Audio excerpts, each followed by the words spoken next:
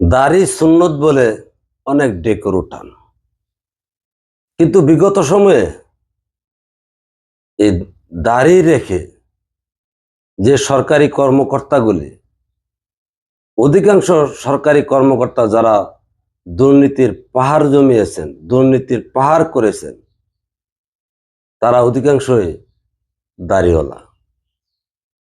এই দাড়িকে সুন্নত বলবেন?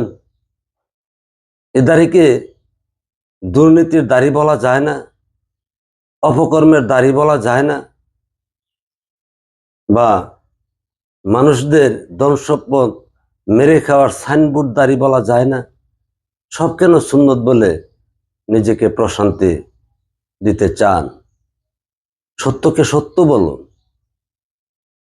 দাড়ি যদি সুন্নত হয়, এই দাড়িওয়ালা হারামখোর বলতে পারেন না, বা এটা হারাম দাড়ি বলতে পারেন না?